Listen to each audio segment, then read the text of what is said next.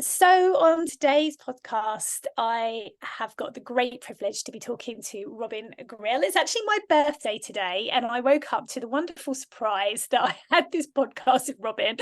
I wasn't actually expecting it, but what a beautiful way to celebrate my birthday with someone who I truly respect and whose book has profoundly influenced me and really helped me to contextualize the work that I do at Blossom and Berry with baby massage, baby yoga and nurturing touch. So Robin, thank you so much for being here today, and thank you for your patience for me being late on the podcast this morning. Happy birthday, Gayle. Surprise. It was a surprise. It's a great I was one. sent here as a surprise birthday present. Mm.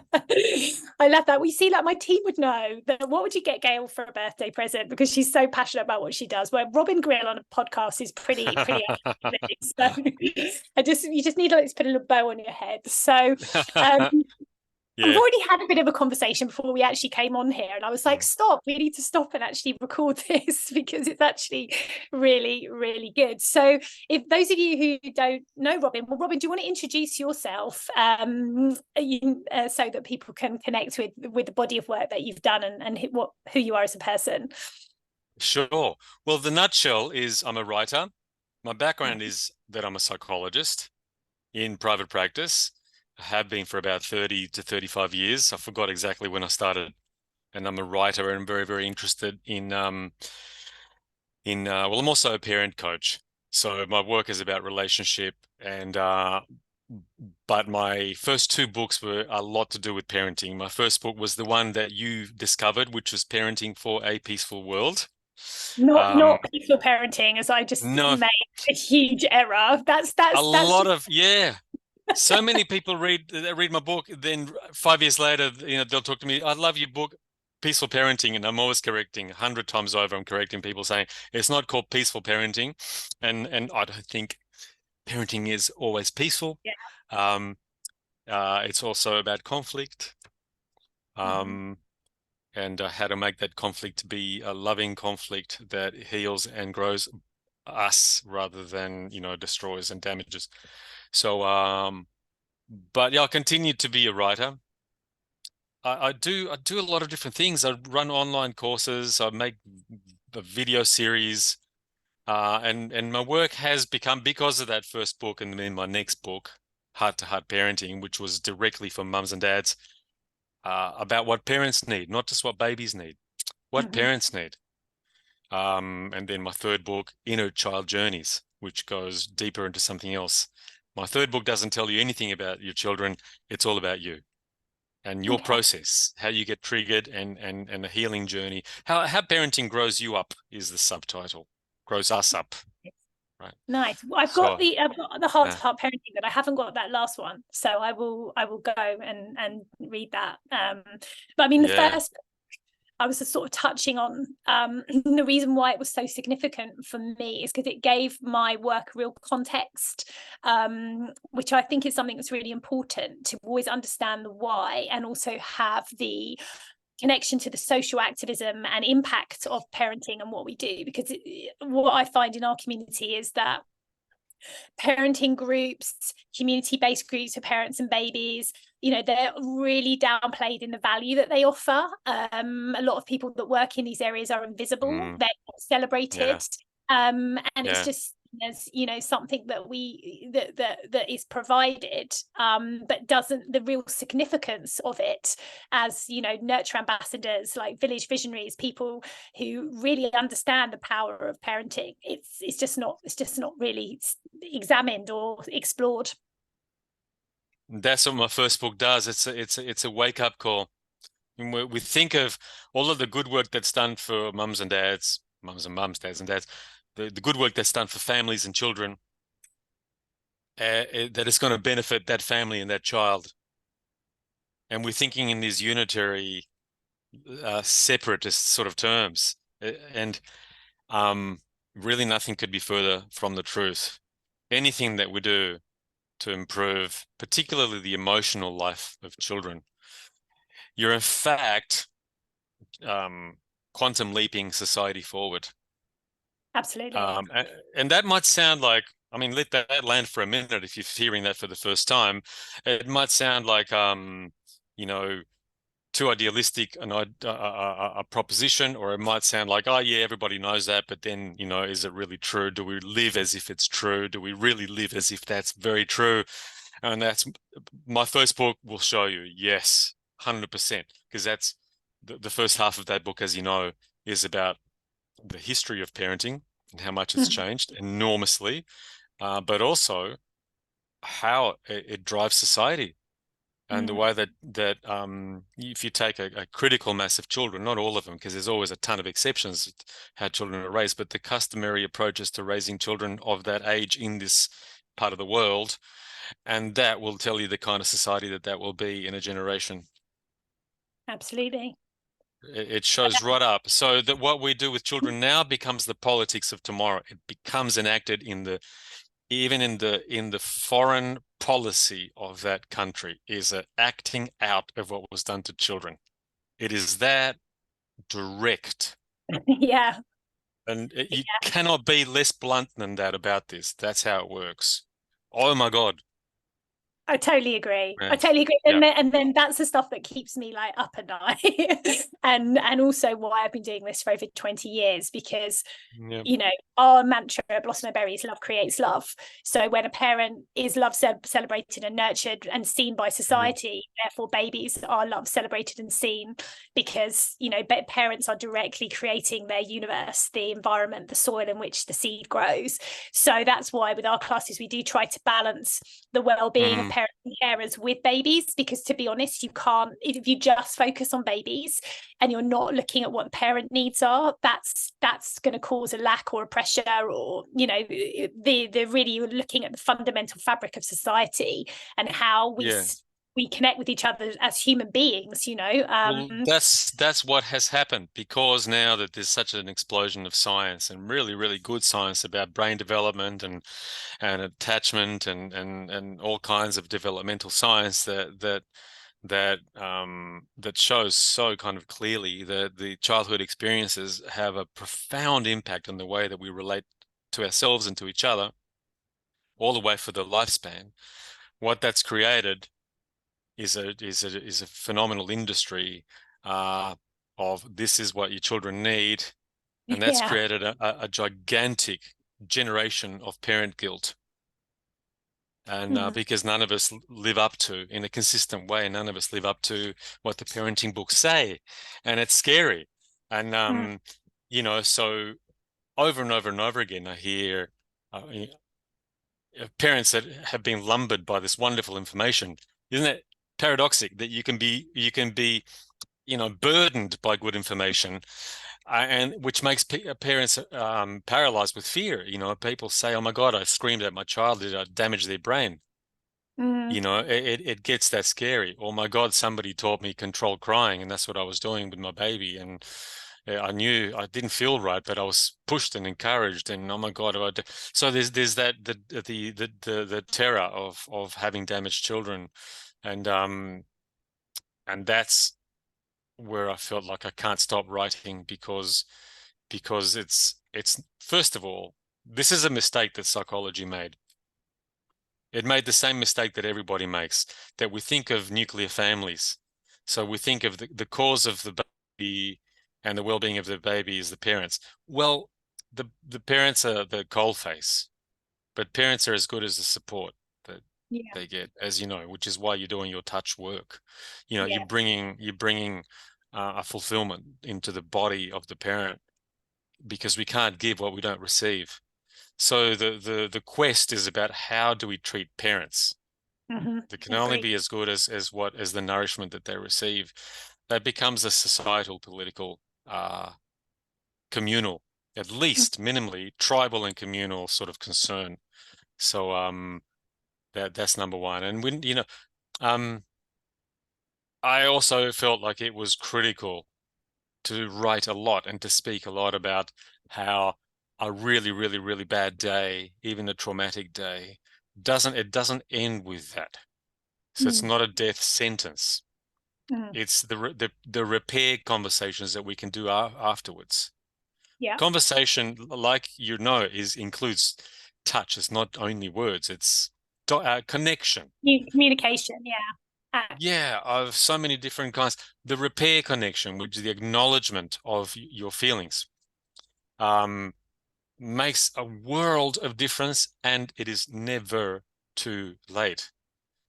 So that, you know, that's part of a massive concern of mine of what I communicate to parents. Don't spend too long in guilt if you fall into it. It'll eat you up like battery acid, and it's not helping anyone. Yeah.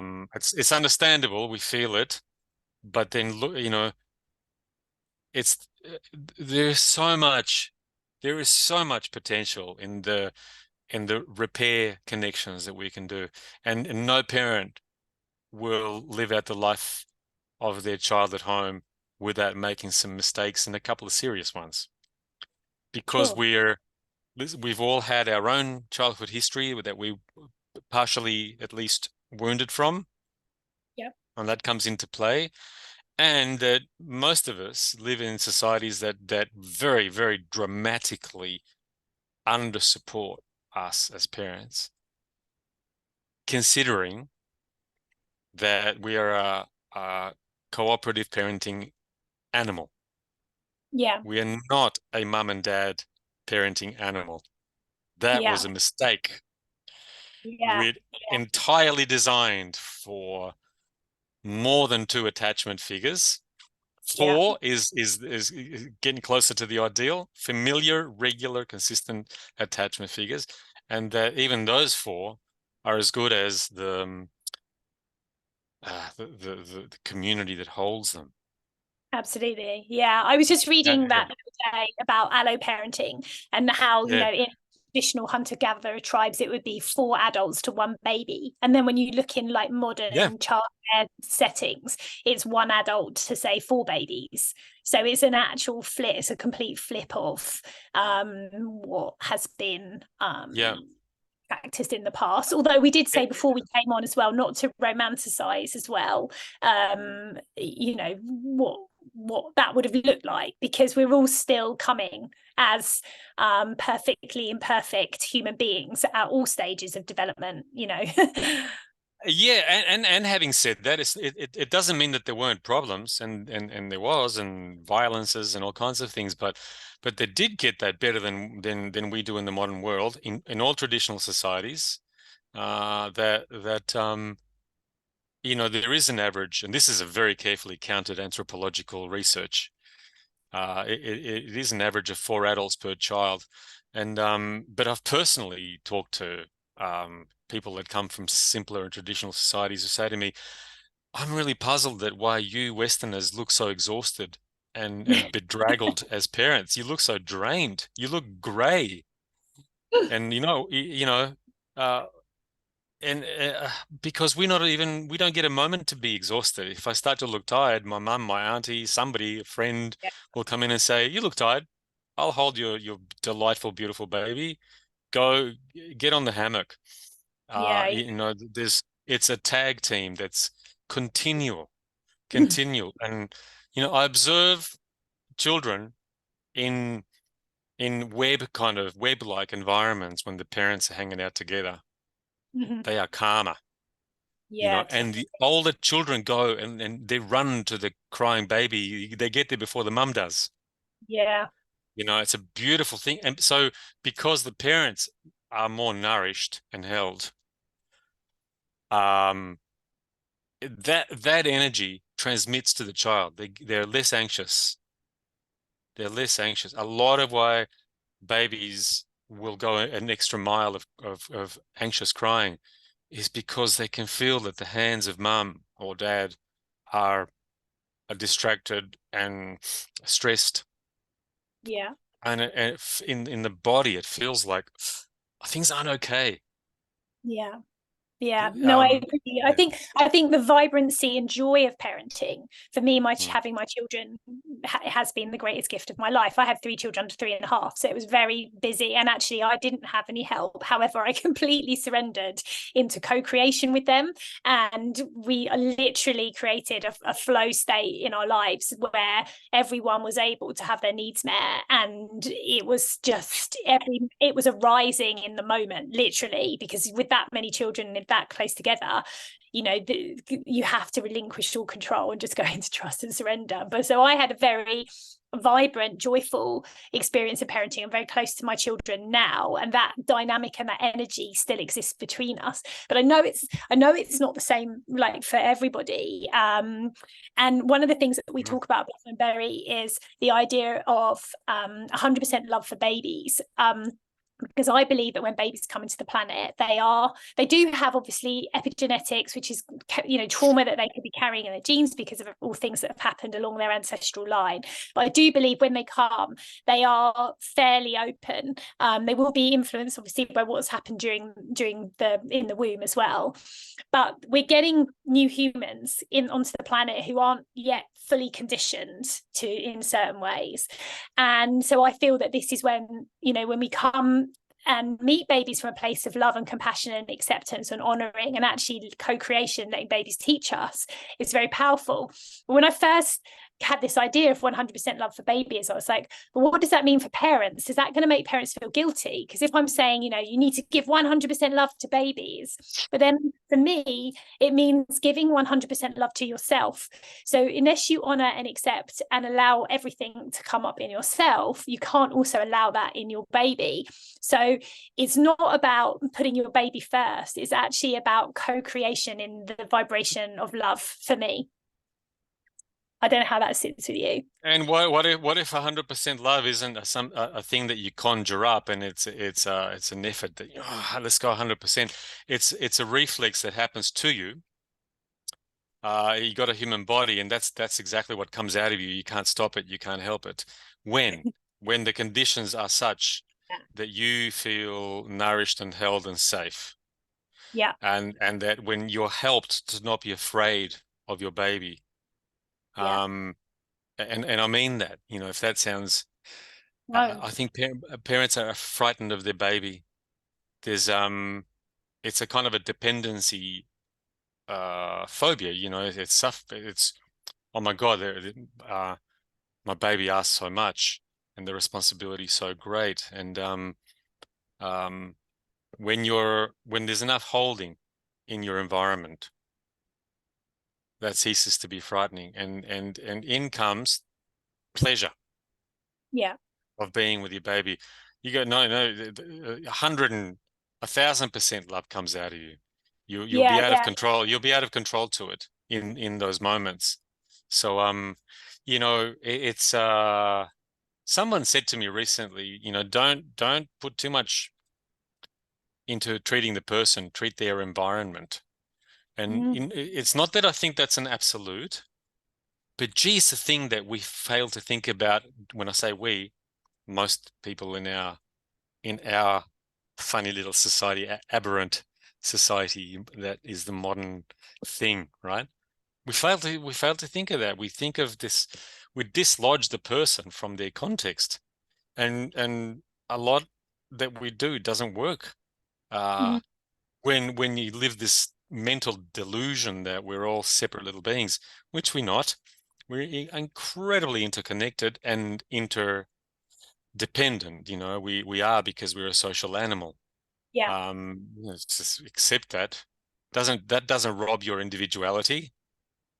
The more that you express your unrepeatable fingerprint self in your uniqueness, the better your society will benefit from your existence. So uh it doesn't rob us of individuality, this interdependence at all. We have these Yeah. polarities, these two polarities of being, and so yeah, looking after parents is to be really driving that point home at the moment. Yeah, definitely. I mean, and the other thing as well is because, anyone who's listening to me will know, like, I'm always talking about love. Our mantra is love creates love. We talk about our teachers as teaching love, putting love into action through nurturing touch and Mm-hmm. through Mm-hmm. connection. But also something that I've been really looking at in the last few years is that love is love for all things. So when some people sort of say, oh, Gayle, you're all love and light, like you're bypassing. But for me, love is loving all parts of you. So 100% love for babies is that when your baby has pooed and gone through their nappy 10 times, you still have some compassion and kindness for the situation. We know that there are challenges. You can't take that away. I'm not trying to sugarcoat it and say, oh yeah, parenting, it's a breeze, it's unicorns and rainbows all the time. However, we have a choice in every moment. When those things arise, which they will, because it's part of life, how do we meet them? And I still do believe that meeting them, not, what is love in terms of, with acceptance, with compassion for yourself and your baby, that it's challenging, and that the act of like coming together in any relationship brings up all kinds of things to the surface.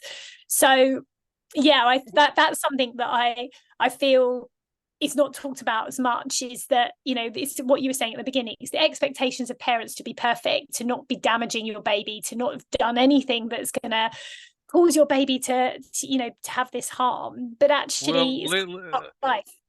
let's talk about the shadow parent. That's Yeah, a little phrase that I've coined recently.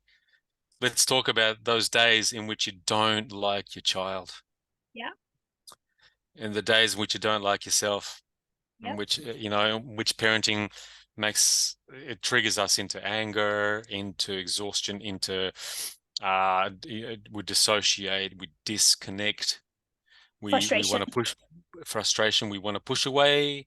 There's the days that there's a punishing impulse that comes up, a rejecting impulse that comes up, and I think that we need to make a safe space for that conversation in our life, because without that, um, then we sort of wrestling with ourselves,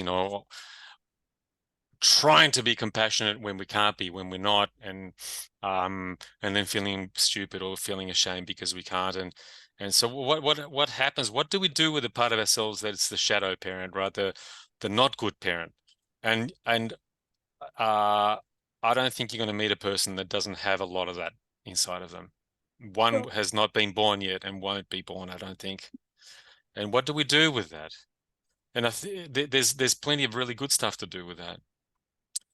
There's two reasons why we turn sour towards our children, and why even our eyes change, our perception changes, where the beauty that's in our child, suddenly we get blind to that, and what we see is a nasty little person, a naughty little person, or whatever the judgment word is, a fussy baby, uh, you know, a clingy child that's never going to grow up, a lazy adolescent, all those things, that those troublesome, shouty voices that we get in our heads, right? Why does that happen? Well, part of it is because human being, we're breakable. We're vulnerable, we're breakable, and we're limited. And so empathy can fatigue. And the most loving person can fatigue. And if we don't really deeply acknowledge that, we start to potentially punish ourselves for those very human traits that happen. Secondly, we get triggered, and there's nobody that triggers us like our children. They bring up wherever we're most wounded, um, the unresolved wounds and the deepest wounds from our own childhoods, and that's when our empathy suffers the most. And so that when we get those judgy moments, the uncompassionate moments, the bits where we just lose the pleasure and the playfulness and the joy of parenting, it's extremely helpful to see that as a signal that shows you where you're wounded. It's a smoke that tells you where the fire is. So instead of beating ourselves up for being judgmental. We can take those judgments and go, okay, now that's interesting. It's got nothing to do with my actual child, or Mm. or very, very little. This says more about my past. This is a memory. It's a body memory. You know, those judgments, I didn't, there's something, I was judged that way, potentially. You know, what I don't like in my child's behavior, that part of me was what was abandoned or shamed or punished or you know, basically judged by my forebears. And now I can do some work with that on me, for me. This is my inner child crying out to be seen, to be recognized, and to be held, understood. Um, when we can tell our story, at least to ourselves, if not to a trusted other people, right? And bring it away from, instead of projecting onto our child, bring it back in here. Okay, this is saying something about me. Okay. Mm. I find that the people that find it genuinely the most difficult to listen to a crying baby, you can bet your boots that they've been abandoned a lot. Somebody left them crying, and it was frightening and very, very hurtful. And um if that person can have their crying finally heard, somebody can give them a hand, magic happens. And that magic is that your perception about your baby gets altered. Yeah. When your heart is fed and healed, you look at a crying baby, and instead of seeing, oh, this dependent, fussy thing, you see beautiful, powerful innocence. Yeah. And it's not going to take much to answer this cry.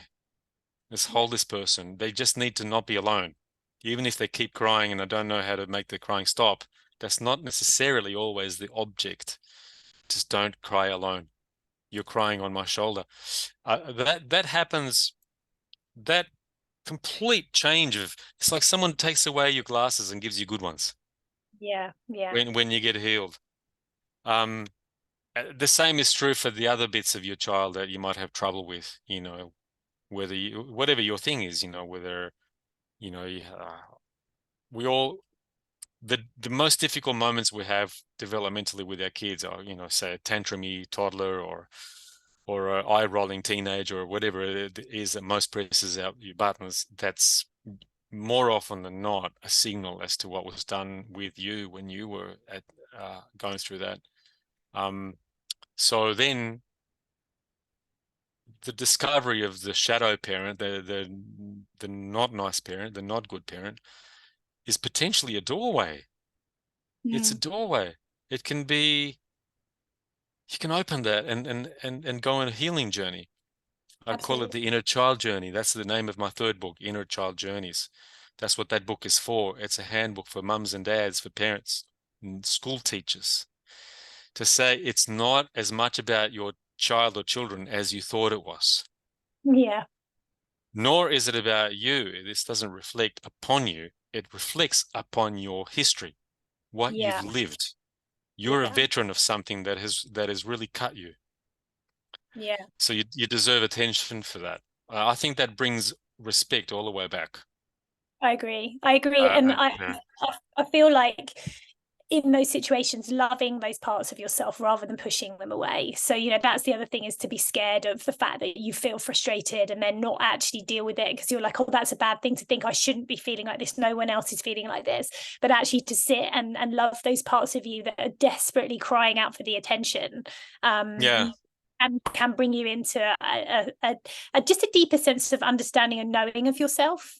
And I think if you understand and Yes. know yourself, that's power for me. You know, I, that's I, I do wish we had these conversations so much more. I think parents are incredibly lonely in that, and not all of them, of course, but there's a tremendous societal aloneness in that sense that sometimes I try to be a good parent and I can't be.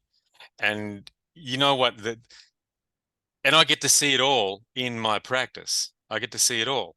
And people come to me and say, how come, you know, I feel terrible about myself. How come everybody else seems to be doing fine? Bullshit. Giant bullshit. It's Yeah. just that we don't show these things to each other. You go out and people are looking, all wrapped up and well dressed. Um, we don't know. It's kind of anonymous what's happening in the lounge room of other people. We don't see, we're embarrassed, we're ashamed, and we don't show. We're afraid generally to show our totally unmade bed that we are, right? When we're struggling with our kids and we're just making a mess of it, a mess of it. Mm. We clean up before we go outside in public. Yeah. Yeah. So effectively, we lie to each other unless you happen to be somebody that has such trusted friends that you can really show your dark side to, and then Yeah. you won't be alone. And then it's that aloneness that just creates the shame and the guilt. And it isn't true. It's not. It's not. It just shows me just how we need safe spaces to say, look, today I was a rotten parent, okay? Just like Yeah. just like humans can be. And before I do anything, regrettable or say anything regrettable to my child, I need you to listen to me Yeah. I love because I'm it. going Yeah. nuts. I'm going nuts. Okay, hold me, listen to me. I want to go crazy for 1 minute, Yeah. and for God's sakes, let there be a cup of tea at the end of that. Yeah, well, that is really Uh, what we're doing is we're trying to hold those safe spaces yeah, where you can be real, where you can be authentic, where you can be vulnerable, because yeah, they're rare. They're actually the most powerful magical spaces that exist. It's the yeah, circle, it's the storytelling of the stories. It's when you hear another person's story, you're yeah, the dragon isn't scary because there's someone in there who's faced the dragon and defeated it and then went on to the next yeah, dragon. yeah, yeah. So Isolation is scary. Okay, yeah, isolation, unless on the day where you really, really feel like being alone and being with yourself, then that's solitude and it's beautiful. But isolation, when you're feeling cut off, right? That's scary, and for good reason it is. So yeah, those truth-telling conversations are so life-giving. Utterly, utterly life-giving. That's the nourishment. I think that's babies need, skin on skin and breast milk and eye contact, and the truth-telling conversations is what the adults need. That's our breast milk. That yeah, that's yeah. that's our nourishment, our kind of whatever metaphor you want to bring to the Yeah, to no, I love that. Yeah, I mean, something that I'm bringing into Blossom and Berry is the shift from like doing into being. So during COVID, I created a series of classes about holding space for babies in nature, and really with the mantra that this is a space for being rather than doing, the heart over the head, experience over expectation. Because what I right. really feel to do right now Yeah. is just to tell parents you don't actually need to do anything. The only thing really to allow is the being of Mm, yourself and the being of your baby and the witnessing of what is arising in every moment, and in that moment actually mm, meeting it with what you have. And on some days you're going to have more energy and some days that you won't, but that's all okay as well. And that's one of the things that I feel when I see baby classes at the moment in the UK, they're all about like sensory stimulation. So all these things, flashing lights, neon lights, bubbles, like music, toys, everything like that. And there's actually not much for stillness and presence. So I really feel like oh, when I you, know that really, really, really worries me. Oh my God, what are we doing to ourselves? yeah, Yeah, I mean, it's great to hear that that's what you do, Gail. And my God, Jesus doing nothing is such a gift. It's such a gift. It, you know, it's an essential gear, right, in the gearbox. Because there's other times when it's about being playful and about being productive for sure, but um, doing nothing, blessed, and it's not an emptiness, that's a fullness. yeah, Did you hear about that beautiful practice that was kind of narrated, or it's not that people don't do this spontaneously, but this guy, I think from Canada, who gave it a name. I'm gonna get it wrong, I know. It's something like wait. watch and wonder, or Ah, wait, yes. wonder and watch. Yeah, I've heard of that. Yeah. Gorgeous. And I heard about that and I went, oh, I mean, of course. And so this guy's a pediatrician, and he coaches parents when you got little kiddies. Mm. Don't keep on making them do stuff and giving them stuff. Please, you're poking them in the belly and trying to get them to smile and get stuff out of them. You know, they're not a, so you don't need to extract or shove things in. Um, spend some time, get on the floor, and don't be in a hurry to, translate. You know, they bring you, just leave some things around and watch Yeah. openly. And when your kid brings you a little pencil, you don't say, oh, pencil, that's for writing. Just, suspend it. You can do that later, but suspend Yeah. that, and just hold in. Oh, wow.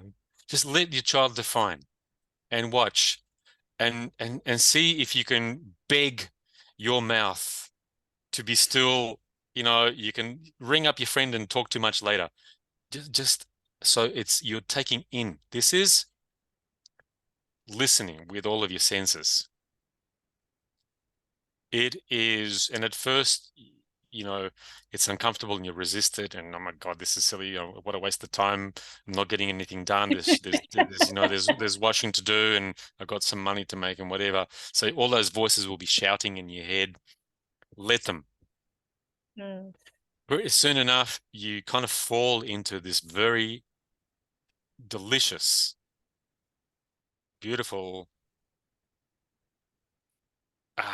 like an empty space where suddenly your child starts to be a lot more divine than you'd ever realized, and incredibly interesting, fascinating.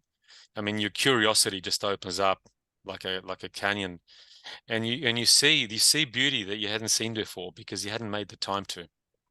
Yeah. Even when you spend all day with your child, but if you're filling the gaps with messages and stimulation all the time, or trying to get things out of your child, smile at me and all of those demands, you miss these things. And there's parents end up kind of in these beautiful tears after a while. I'm saying, I didn't realize the gorgeousness of our being, mine and the babies. I hadn't quite seen it.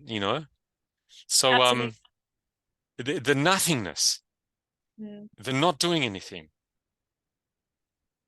um, is glorious. Okay. Yeah.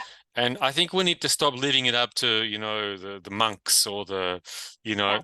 that's not an esoteric practice. It's nothing fancy. God damn. This is Yeah. so ordinary. It's more ordinary than a banana. Yeah.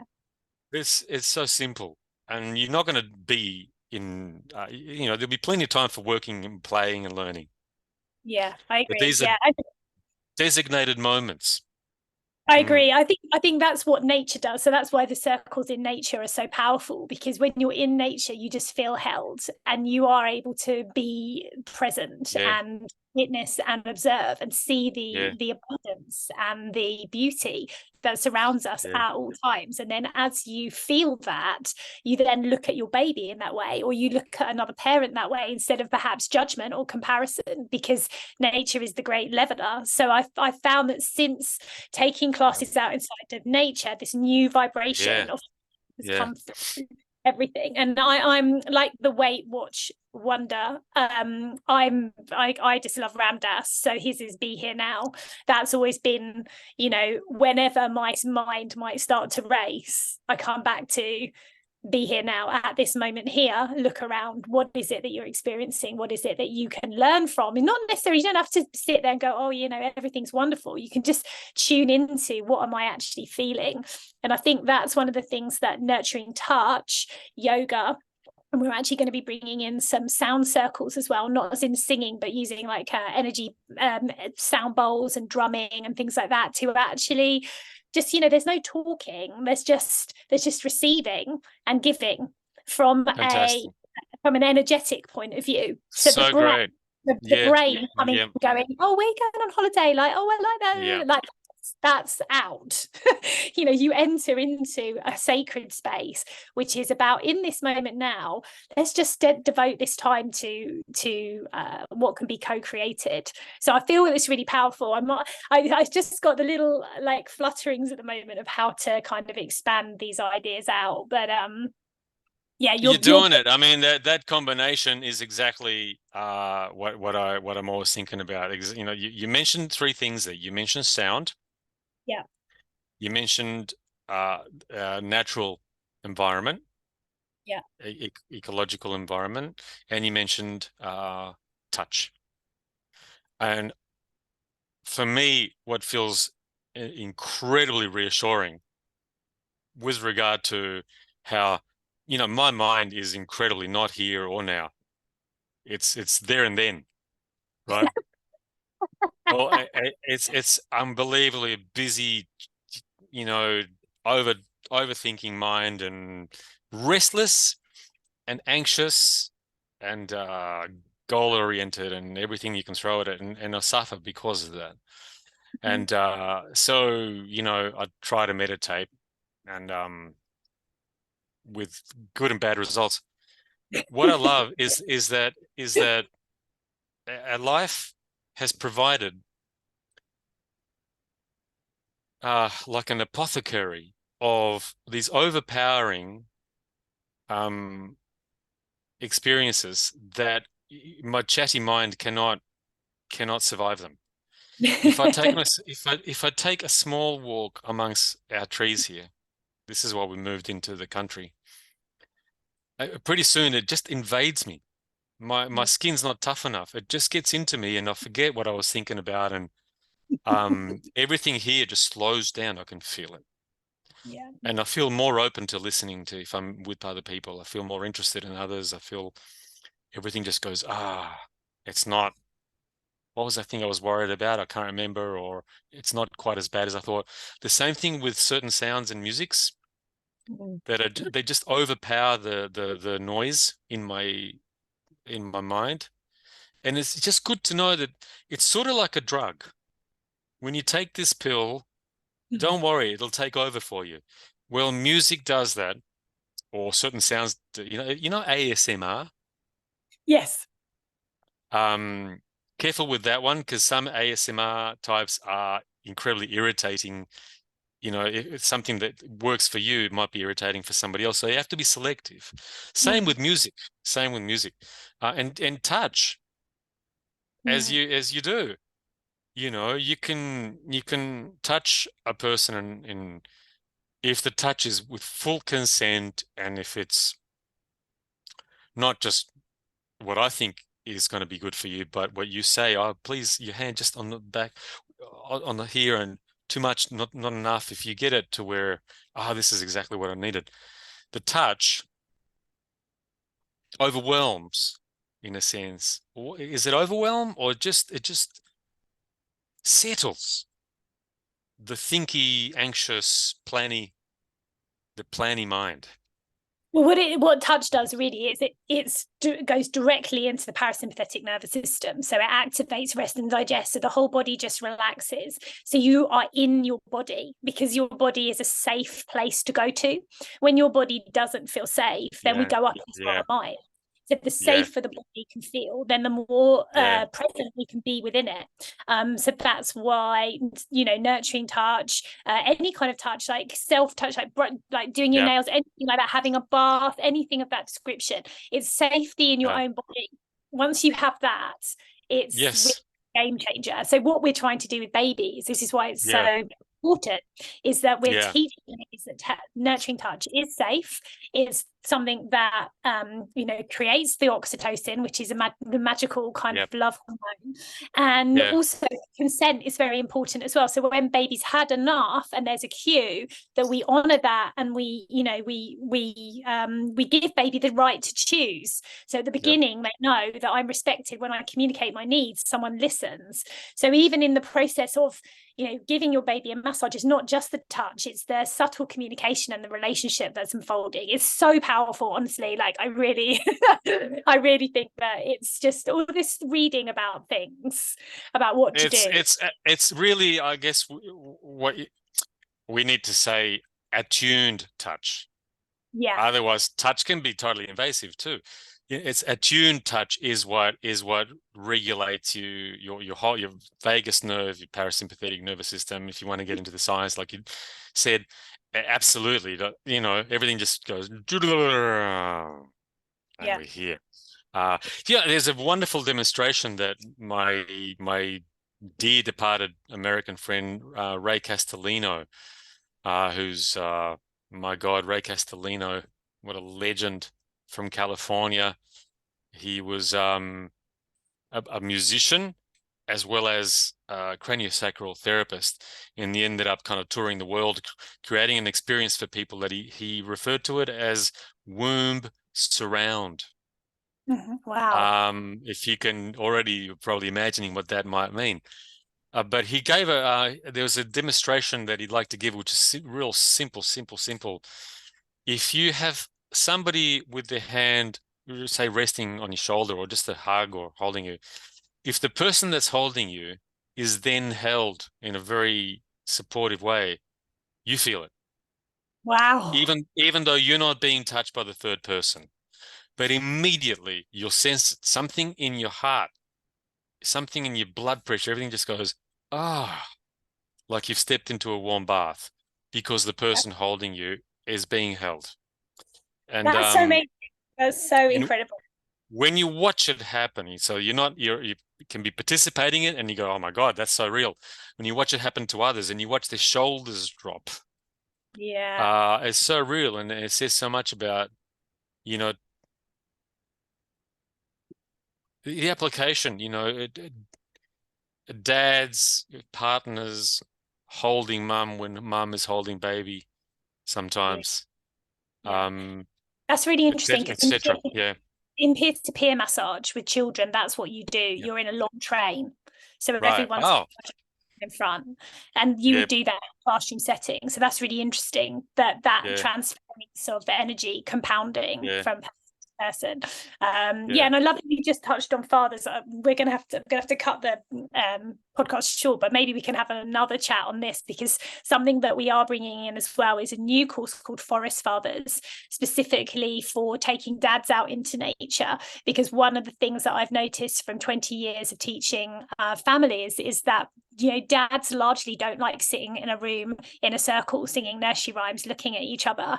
It doesn't tend to make them feel that open. So Forest Fathers is a kind of evolution of Tree Babies, which is our outside course for nature, but this time taking men outside to actually create that space for men to share and be vulnerable, and not to be, to go off and explore with their babies and to be in nature and to do things and be a bit more in that masculine energy of